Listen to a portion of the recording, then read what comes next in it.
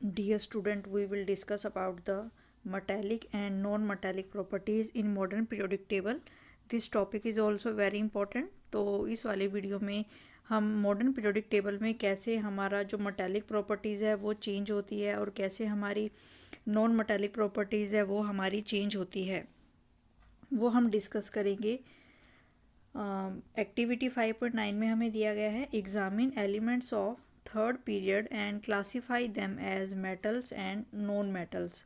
तो third period के कुछ एलिमेंट हैं वो हमें देखने हैं और उनमें से हमें बताना है कि कौन से जो हैं वो मेटल हैं और कौन से जो हैं वो नॉन मेटल हैं। तो इसमें सबसे पहले हम अपनी पीरियोडिक टेबल जो है उसको हम निकालते हैं।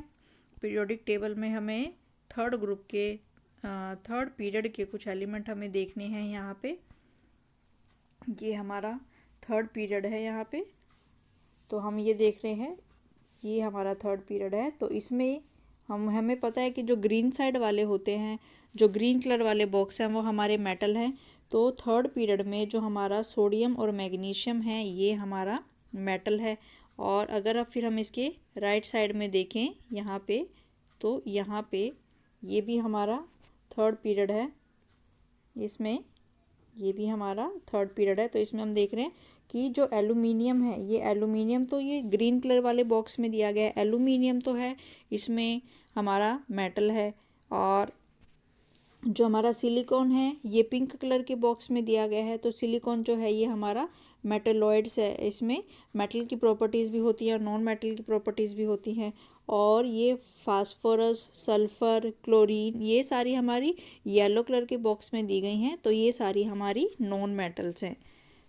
और तो ये सारी हमारी नॉन मेटल्स हैं और इसमें भी हम ये चेक करें तो ये सारा हमारा थर्ड पीरियड है यहाँ तक, तो ये सारी हमारी नॉन मेटल्स हैं। तो इसमें हमने देखा कि जो थर्ड ग्रुप का ये हमें दिया गया था यहाँ पे कि थर्ड पीरियड का जो एलिमेंट है, तो थर्ड पीरियड में हमें बताने थे कि कौन कौन से जो मेटल हैं और कौन कौन से जो हैं वो नॉन मेटल हैं। तो हमें पता है कि जो येलो बॉक्स के अंदर होते हैं वो नॉन मेटल होते हैं, जो पिंक बॉक्स वाले हैं वो हमारे मेटलॉइड्स हैं और जो ग्रीन कलर के बॉक्स हैं वो हमारे मेटल्स हैं। तो थर्ड पीरियड में हमें ये वाले मेटल्स जो हैं, ये वाले मेटल्स हमें चेक करने थे यहाँ पे। तो इस वाले ये वाले सारे एलिमेंट्स हमें देखने हैं। तो सबसे पहले ये जो सोडियम और मैग्नीशियम है ये हमारा मेटल है। फिर ये जो एल्यूमिनियम है ये भी हमारा मेटल है। इसके बाद ये जो सिलिकॉन है ये हमारा मेटलॉइड्स है। और फास्फर, सल्फ़र, क्लोरीन, आर्गन ये सारे हमारे नॉन मेटल हैं।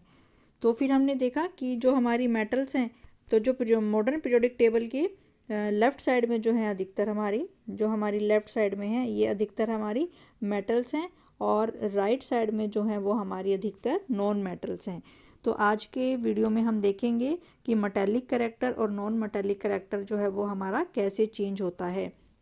तो लेफ़्ट साइड में हमारी ज़्यादातर मेटल्स हैं और राइट साइड में हमारी नॉन मेटल्स हैं। और ये जो पिंक कलर के बॉक्स होते हैं ये हमारे मेटलॉइड्स होते हैं।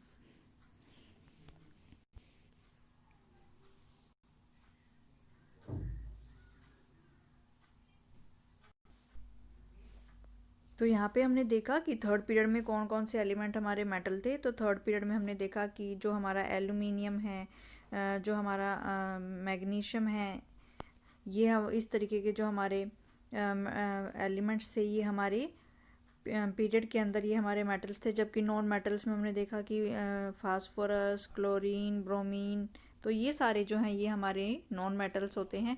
तो फिर इसमें नेक्स्ट हमसे पूछा गया है on which side of periodic table do you find the metal. जो हमारी मॉडर्न पीरियोडिक टेबल होती है उसमें जो मेटल हैं वो किस साइड होती हैं। तो हमने देखा कि पीरियोडिक टेबल के जो लेफ्ट साइड में है वो अधिकतर हमारी मेटल्स होती हैं। नेक्स्ट फिर हमसे पूछा गया है on what side of the periodic table do you find the non metals. Non metals जो होती हैं वो हमारी राइट साइड होती हैं, राइट साइड में हमारी जो है वो नॉन मेटल्स होती हैं। एज वी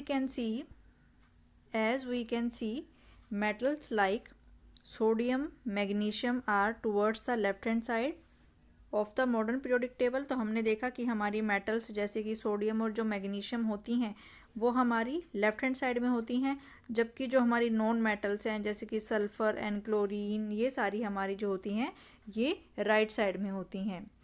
जबकि मिडल में हमें हमारी जो है वो सिलिकॉन है विच इज़ क्लासीफाइड, इसको हम सेमी मेटल भी कह सकते हैं और इसको हम मेटलॉइड्स भी कहते हैं because it exhibit some properties of metals and some properties of non metal. तो जो हमारी सिलिकॉन, जर्मेनियम, बोरॉन ये सारे होते हैं, ये हमारे मेटलॉइड्स होते हैं। तो जो सिलिकॉन इसमें था वो पिंक कलर के बॉक्स में था, तो जो सिलिकॉन था वो हमारा पिंक कलर के बॉक्स में था और जो सिलिकॉन था वो हमारा पिंक कलर के बॉक्स में था, इसीलिए ये हमारा सेमी मेटल है या हम इसको मेटलॉइड्स भी कहते हैं क्योंकि इनके अंदर मेटल की प्रॉपर्टी भी पाई जाती है और नॉन मेटल की प्रॉपर्टी भी पाई जाती है। In the modern periodic table हमने देखा कि मॉडर्न पीरियोडिक टेबल में जो जिगजैग लाइन है that separate metals from the non metal की, वो जो ऐसी लाइन्स हैं, तो इसमें हमने देखा कि यहाँ पे बोरॉन होता है, सिलिकॉन, जर्मेनियम, गैलियम, तो ये सारे जो होते हैं ये हमारे मेटलॉइड होते हैं जिनको हमने पिंक कलर के बॉक्स में यहाँ पे लिखा हुआ है। यानी कि ये जो पिंक कलर का बॉक्स था इसके लेफ़्ट साइड में जो है वो सारी मेटल्स होती हैं और इसके राइट साइड में जो होती हैं वो सारी हमारी नॉन मेटल्स होती हैं। फिर इसमें जो हमारा मेटलॉइड्स हैं ये कौन कौन से हैं? Boron, silicon, germanium, arsenic, antimony, tellurium, polonium, ये सारे जो होते हैं हमारे या तो सेमी मेटल्स होते हैं या फिर ये मेटलॉइड्स होते हैं। ठीक है, तो ये आपको लर्न करने हैं कि मेटलॉइड्स को जो हैं वो कौन कौन से होते हैं? Boron, silicon, germanium, arsenic, antimony, tellurium and polonium, they are the semi metals और मेटलॉइड्स। तो फिर इसमें हमें पता है कि जो हमारी मेटल्स होती हैं उनमें क्या टेंडेंसी होती है? हमारी जो मेटल्स होती हैं they have the tendency to lose electrons while forming the bond, that is why they are the electropositive in nature. यानी कि जो हमारी मेटल्स होती हैं उनमें इलेक्ट्रॉन को देने की क्षमता जो है वो ज़्यादा होती है। जैसे ही वो कोई भी बॉन्ड बनाती हैं, जैसे कि कोई भी मेटल हमने लिख ली सोडियम, तो सोडियम में जो होते हैं वो 11 इलेक्ट्रॉन होते हैं। तो अगर हम देखें इसका इलेक्ट्रॉनिक कॉन्फ़िगरेशन तो ये हो गया 2 8 1, तो इसके आउटर मोस्ट शेल में 1 इलेक्ट्रॉन है। तो यानी कि ये जो सोडियम की मेटल है ये अपने आउटर मोस्ट शेल का जो 1 इलेक्ट्रॉन है उसको आसानी से दे सकती है और इलेक्ट्रॉन को दे के ये कौन सा आयन बन जाएगी? ये Na+, यानी कि ये सोडियम प्लस बन जाएगा और इसको हम क्या कहते हैं? कैटायन भी कहते हैं। जो प्लस आयन होता है उसको हम कैटायन कहते हैं। तो यहाँ पे सोडियम का कैटायन बन जाएगा। तो हम ये देख रहे हैं, इसीलिए इसको हम कहते हैं कि जो मेटल्स होती हैं ये क्या करती हैं? मेटल्स जो होती हैं ये इलेक्ट्रॉन को लूज़ करती हैं।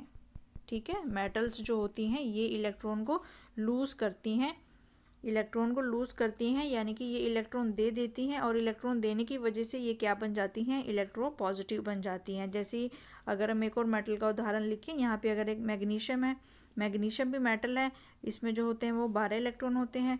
फर्स्ट शेल में 2 इलेक्ट्रॉन, सेकंड शेल में 8 इलेक्ट्रॉन और लास्ट शेल में जो है 2 इलेक्ट्रॉन। तो इसकी जो आउटर मोस्ट शेल के 2 इलेक्ट्रॉन है ये उनको दे देती है। तो 2 इलेक्ट्रॉन देने के बाद ये आपकी इलेक्ट्रोपॉजिटिव बन जाती है, Mg2+ का कैटायन ये बन जाती है इलेक्ट्रोपॉजिटिव। तो जो हमारी मेटल्स होती हैं वो हमारी इलेक्ट्रोपॉजिटिव होती हैं। और नेक्स्ट इसमें फिर हमें एक्टिविटी दी गई है, how do you think the tendency to lose electron change in a group and how will this tendency change in a period. तो हमने देखा कि जो मेटल्स हैं, मेटल्स क्या होती हैं हमारी? They are electropositive in nature. यानी कि मेटल की क्या टेंडेंसी होती है? मेटल की टेंडेंसी होती है कि वो अपने इलेक्ट्रॉन को लूज़ करेगी। यानी कि वो वाली मेटल जो है वो जो सबसे अच्छी होगी, जो अपने इलेक्ट्रॉन को आसानी से डोनेट कर सकती है। तो यही नेचर हमें देखना है, इलेक्ट्रोपॉजिटिव वाला नेचर। इसी को ही हम क्या कहते हैं? मेटालिक नेचर भी कहते हैं।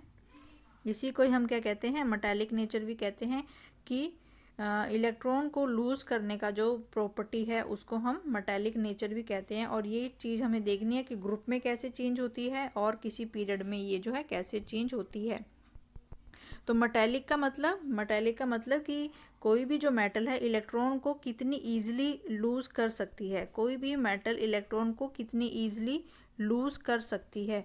जो मेटल इलेक्ट्रॉन को आसानी से लूज़ करेगी वो अच्छी मेटल होगी और जो मेटल इलेक्ट्रॉन को आसानी से लूज़ नहीं करेगी वो अच्छी मेटल नहीं होगी या उसका जो मेटालिक करैक्टर है वो कम होगा। तो as the effective nuclear charge acting on the valence electrons increases across a period, the tendency to lose electron will decrease.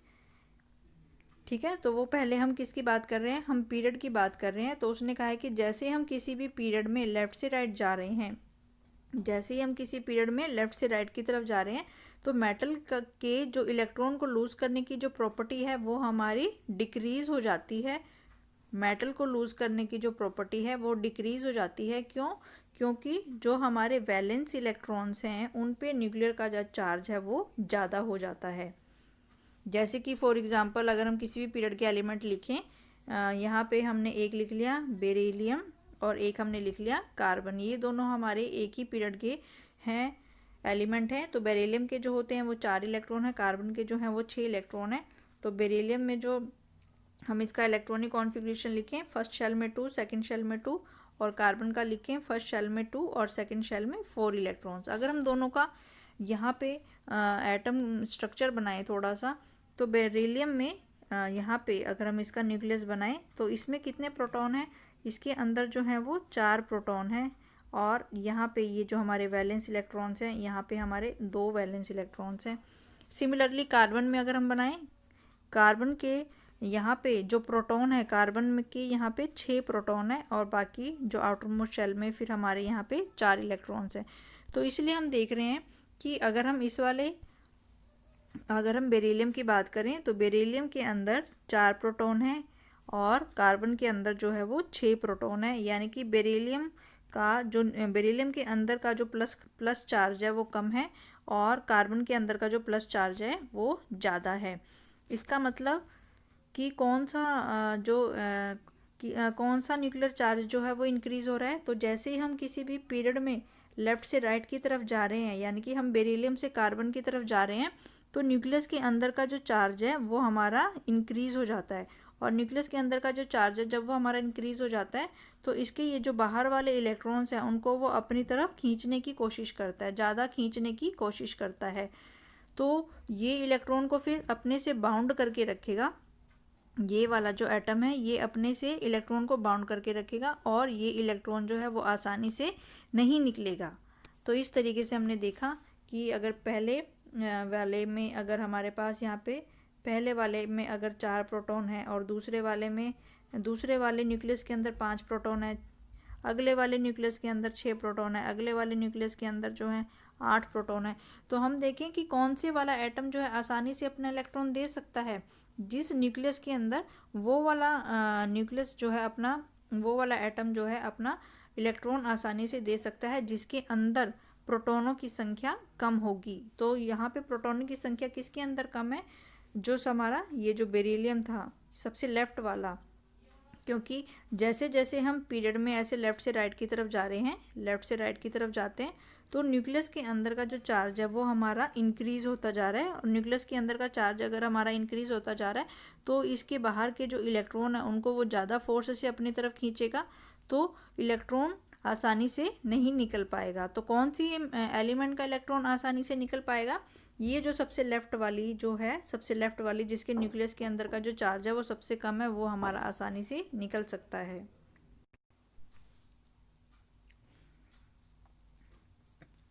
Down the group effective nuclear charge experienced by valence electrons is decreasing because of the outermost electrons are farther away from the nucleus, therefore they can be lost easily.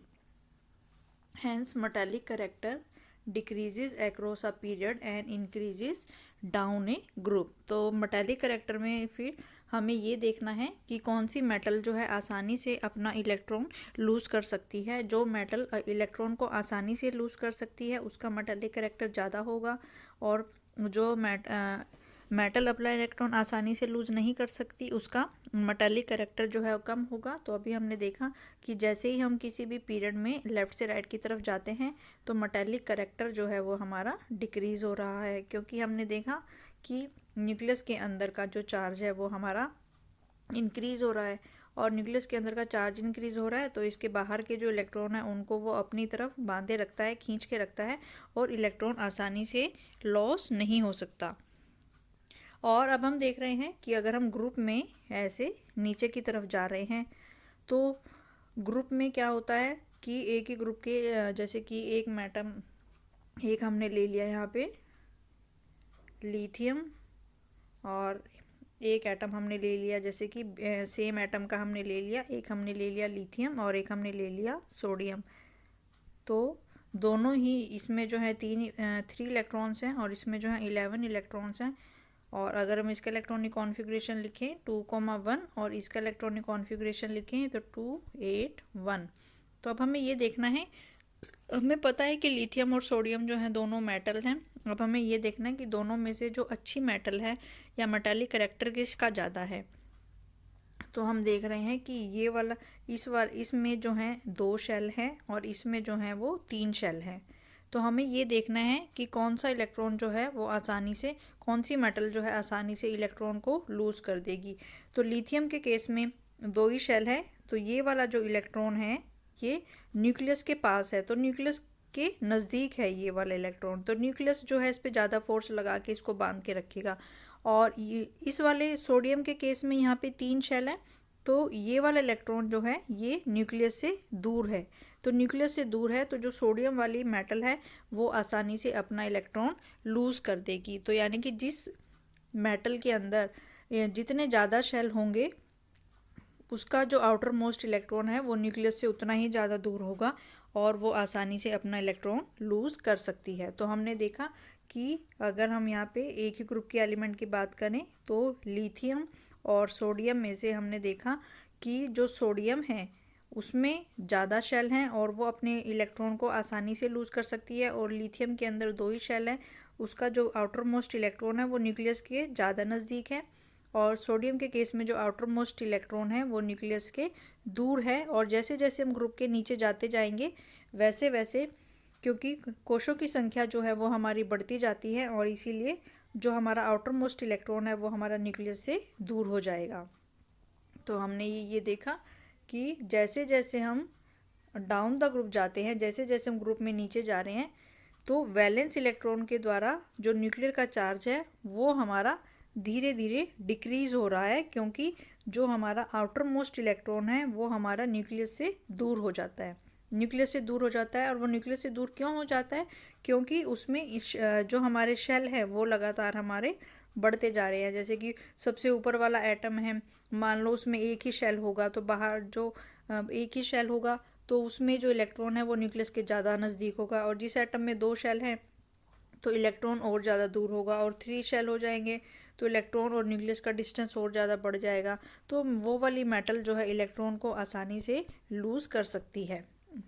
तो ये electron को आसानी से loose कर सकती है। तो हमने देखा कि जैसे हम ग्रुप में ऊपर से नीचे की तरफ जाते हैं तो मेटालिक करैक्टर जो है वो हमारा इंक्रीज़ होता है। Down the group metallic character increases but it decreases as we go in a period. तो जैसे हम किसी पीरियड में लेफ़्ट से राइट की तरफ जा रहे हैं तो मेटालिक करैक्टर जो है वो हमारा डिक्रीज़ होता है। तो metallic character decreases in a group and increases, metallic character decreases in a period and increases in a group. तो हमने देखा कि जो मेटालिक करैक्टर है वो हमारा पीरियड में तो डिक्रीज़ हो रहा है, लेकिन ग्रुप में जो है वो हमारा इंक्रीज़ होता है। क्योंकि हमने देखा मेटालिक करैक्टर में वो आएगा कि कौन सी मेटल जो है आसानी से अपना इलेक्ट्रॉन लूज़ कर सकती है। और सिमिलरली जो नॉन मेटल्स होती हैं, non metals on the other hand, जो नॉन मेटल्स होती हैं दे आर इलेक्ट्रोनेगेटिव। तो जो नॉन मेटल्स होती हैं वो हमारी इलेक्ट्रोनेगेटिव होती हैं, और इलेक्ट्रोनेगेटिव का मतलब कि ये जो नॉन मेटल्स हैं ये क्या करती हैं, they tend to form bonds by gaining electron. तो ये इलेक्ट्रॉन को गेन करने की कोशिश करती हैं, ये इलेक्ट्रॉन को गेन करने की कोशिश करती हैं। जैसे फॉर एग्जांपल अगर हमारे पास यहाँ पे कोई भी हमने कोई भी एटम नॉन मेटल ले ली, जैसे क्लोरीन है, तो क्लोरीन के कितने इलेक्ट्रॉन होते हैं, 17 इलेक्ट्रॉन होते हैं। और अगर हम इसकी इलेक्ट्रॉनिक कॉन्फ़िगरेशन लिखें तो फर्स्ट शेल में 2, सेकेंड शेल में 8 और लास्ट वाले शेल में 7 इलेक्ट्रॉन। तो जो क्लोरीन की एटम है ये 7 इलेक्ट्रॉन को लूज़ नहीं करती, बल्कि ये 1 इलेक्ट्रॉन को ले लेती है। किसी भी ऐसे एटम से या एलिमेंट से जिसके पास एक एक्स्ट्रा इलेक्ट्रॉन होता है, ये वहाँ से अपना इलेक्ट्रॉन लेती है। तो जो नॉन मेटल्स होती हैं वो इलेक्ट्रॉन को लेने की टेंडेंसी रखती हैं। तो जो नॉन मेटल्स हैं, जैसे कि ये क्लोरीन है, अगर ये एक इलेक्ट्रॉन ले लेगी तो इलेक्ट्रॉन को लेने के बाद ये क्या बन जाएगी, इलेक्ट्रॉन को लेने के बाद ये हमारी क्या बन जाएगी, इलेक्ट्रॉन को लेने के बाद ये बन जाएगी हमारी क्लोरीन नेगेटिव। तो इसी को फिर हम क्या कहते हैं, ये क्या बन जाएगी, इलेक्ट्रोनेगेटिव। इलेक्ट्रोनेगेटिव का मतलब कि ये हमारे इलेक्ट्रॉन को लेने की टेंडेंसी होती है। मेटल के अंदर इलेक्ट्रॉन को देने की टेंडेंसी होती है, इसलिए वो इलेक्ट्रोपॉजिटिव होती है और उनका मेटालिक कैरेक्टर होता है। दूसरी साइड में जो हमारी नॉन मेटल्स हैं, जिनमें इलेक्ट्रॉन को लेने की टेंडेंसी जो है वो ज़्यादा होती है और इनका जो नेचर होता है वो इलेक्ट्रोनेगेटिव होता है। यानी कि यहाँ पे ये जो क्लोरीन नेगेटिव बना है, इसको हम क्या कहेंगे, एनायन कहेंगे, कैटायन कहेंगे। तो ये जो है हमारा ये बन जाएगा, नेगेटिव चार्ज जो है ये बन जाएगा हमारा यहाँ पे। अब हमें ये देखना है कि how the tendency to gain electrons change as you go from left to right across a period.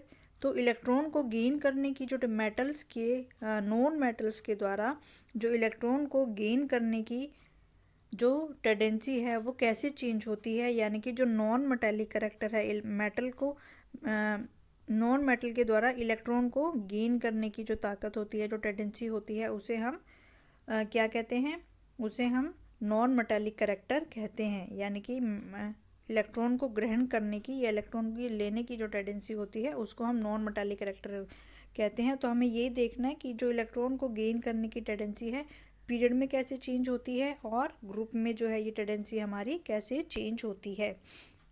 तो इलेक्ट्रोनेगेटिविटी का मतलब हम यहाँ पे देखेंगे। तो अगर हम किसी भी ग्रुप में ऐसे नीचे की तरफ अगर जाएं, तो मान लो यहाँ पे ये हमारा नाइट्रोजन है और ये हमारा फास्फोरस है। तो नाइट्रोजन में 7 इलेक्ट्रॉन होते हैं। तो नाइट्रोजन के जो होते हैं वो हमारे 7 इलेक्ट्रॉन हैं और इसका मतलब इसके outermost inner shell, first shell में 2 इलेक्ट्रॉन और सेकंड शेल में जो है 5 इलेक्ट्रॉन। और अगर दूसरा एटम हम लिखें यहाँ पे फास्फोरस के केस में, तो फास्फोरस के केस में जो होते हैं हमारे वो 15 इलेक्ट्रॉन होते हैं और इसका इलेक्ट्रॉनिक कॉन्फ़िगरेशन अगर हम लिखें तो 2 8 5। तो अगर हमसे पूछें कि ये जो नाइट्रोजन और ये जो फास्फोरस है दोनों ही ये हमारी सेम ग्रुप से बिलोंग करती हैं, ग्रुप नंबर 15 से ये बिलोंग करती हैं। तो जो सोडियम है उसके, तो सोडियम में कितने इलेक्ट्रॉन हैं, 7 इलेक्ट्रॉन है और इसका इलेक्ट्रॉनिक कॉन्फ़िगरेशन हो गया 2 5। और फास्फोरस में जो है 15 इलेक्ट्रॉन है और इसका इलेक्ट्रॉनिक कॉन्फ़िगरेशन हो गया 2 8 5। तो अब हमें ये देखना है कि इन दोनों में से अच्छी नॉन मेटल कौन सी है। नाइट्रोजन भी नॉन मेटल है और फास्फोरस भी नॉन मेटल है, तो दोनों में से अच्छी नॉन मेटल कौन सी है। तो जो इलेक्ट्रॉन को आसानी से होल्ड करके रख सकती है, जो इलेक्ट्रॉन को आसानी से होल्ड करके रख सके, जो इलेक्ट्रॉन को आसानी से बाइंड करके रख सके, वो ही हमारी अच्छी नॉन मेटल होगी। तो हम ये देख रहे हैं कि ये इसमें तो 2 ही शेल हैं, यानी कि ये वाला जो इलेक्ट्रॉन है ये न्यूक्लियस के ज़्यादा नज़दीक है और ये ज़्यादा मजबूती के साथ बंधा रहेगा। और फास्फोरस के केस में यहाँ पे 3 शेल हैं, तो जो ये वाला इलेक्ट्रॉन है ये न्यूक्लियस से ज़्यादा दूर है। तो इसका मतलब नाइट्रोजन वाले जो हमारे इलेक्ट्रॉन हैं ये मजबूती के साथ बंधे हुए हैं और फास्फोरस वाले जो हमारे 5 इलेक्ट्रॉन हैं ये मजबूती से नहीं बंधे हुए। तो इसका मतलब नाइट्रोजन और फास्फोरस में से कौन सी अच्छी नॉन मेटल होगी, नाइट्रोजन जो है वो हमारी अच्छी नॉन मेटल होगी और फास्फोरस जो है वो कम अच्छी नॉन मेटल होगी। तो इसका मतलब कि जैसे हम ग्रुप में ऊपर से नीचे की तरफ जाते हैं तो हमारा जो मेटालिक कैरेक्टर है वो हमारा डिक्रीज़ होता है। जैसे ही हम ग्रुप में ऊपर से नीचे की तरफ जा रहे हैं तो नॉन मेटालिक करेक्टर जो है वो हमारा डिक्रीज हो रहा है। इसका मतलब जो ऊपर वाली मेटल्स होंगी ये हमारी अच्छी नॉन मेटल्स होंगी और जैसे जैसे हम नीचे की तरफ आ रहे हैं उनका नॉन मेटालिक करेक्टर जो है डिक्रीज हो रहा है, क्योंकि जो हमारे इलेक्ट्रॉन है वो मजबूती के साथ न्यूक्लियस से नहीं बंधे हुए, इसका मतलब वो मेटल अच्छी नहीं है। सिमिलरली ऐसे ही हम फिर इसमें भी बता सकते हैं, पीरियड में लेफ़्ट से राइट की तरफ जाते हैं तो जो हमारा नॉन मेटालिक करेक्टर है वो हमारा इंक्रीज़ होता है। नॉन मेटालिक करेक्टर जैसे हमें पता ही है कि जैसे हमने देखा हुआ है यहाँ पे कि जैसे कि मान लो 2 एटम है, एक एटम के अंदर तो यहाँ पे 4 प्रोटॉन है और एक के अंदर जो है यहाँ पे 6 प्रोटॉन है। तो कौन से वाला यानी कि यहाँ पे मान लो इस शेल में फिर यहाँ पे एक इलेक्ट्रॉन है ये, और फिर एक इस वाले शेल में ये इलेक्ट्रॉन है। तो दोनों के केस में दोनों जो हैं ये सेम पीरियड के हैं। तो हम ये देख रहे हैं कि कौन से वाली इन दोनों में से, मान लो ये हमने बेरिलियम का लिखा था मान लो, और ये हमने कार्बन के केस में लिखा था, तो दोनों में से कौन सी अच्छी नॉन मेटल है। तो दोनों में से कौन सी अच्छी नॉन मेटल है, तो हम ये देख रहे हैं कि ये वाला जिसके अंदर प्रोटॉन की संख्या ज़्यादा है तो वो इलेक्ट्रॉन को आसानी से मजबूती से बांध के रखेगी। तो इसकी क्योंकि इसके न्यूक्लियस का चार्ज कम है तो ये इस इलेक्ट्रॉन को कम मजबूती से बांध के रखेगी, और इसके प्रोटॉन का जो चार्ज है वो ज़्यादा है और ये इस इलेक्ट्रॉन को मजबूती से बांध के रखेगी। तो जो नॉन मेटालिक करैक्टर है वो किसका ज़्यादा होगा, जिसके अंदर का चार्ज जो है वो ज़्यादा होगा। तो हमने देखा कि जैसे ही हम किसी भी पीरियड में लेफ़्ट से राइट की तरफ जाते हैं तो हमारे न्यूक्लियस के अंदर का जो चार्ज है वो हमारा इंक्रीज़ हो जाता है। तो यानी कि जो राइट साइड वाला एटम होगा वो अच्छा नॉन मेटल होगा, और जो लेफ़्ट साइड वाला एटम होगा वो अच्छा नॉन मेटल नहीं होगा। तो ये था हमारा metallic and non metallic character में। तो मेटालिक करैक्टर में हमें यहाँ पे बताना था, मेटालिक करैक्टर में हमें यहाँ पे बताना था कि मेटल जो है, कौन सी मेटल जो है आसानी से अपना इलेक्ट्रॉन लूज़ कर सकती है, वो हमारा अच्छा मेटालिक करैक्टर होगा। तो हमने देखा कि ग्रुप में जब हम नीचे जाते हैं, डाउनवर्ड जाते हैं, तो वो हमारा इंक्रीज़ होता है, और पीरियड में जब हम जाते हैं तो वो हमारा डिक्रीज़ होता है। फिर नॉन मेटालिक करैक्टर में हमने देखा कि जौन सी मेटल नॉन मेटल इलेक्ट्रॉन को आसानी से होल्ड करके रख सकती है, यानी कि जिसमें इलेक्ट्रॉन को गेन करने की जो पावर होती है वो ज़्यादा हो, वो हमारी नॉन मेटालिक है। तो हमने देखा कि जो नॉन मेटालिक करैक्टर है, जैसे ही हम ग्रुप में नीचे की तरफ जाते हैं तो नॉन मेटालिक करैक्टर हमारा डिक्रीज़ होता है, और जैसे ही हम पीरियड में लेफ़्ट से राइट की तरफ जाते हैं तो नॉन मेटालिक करैक्टर हमारा इंक्रीज़ होता है।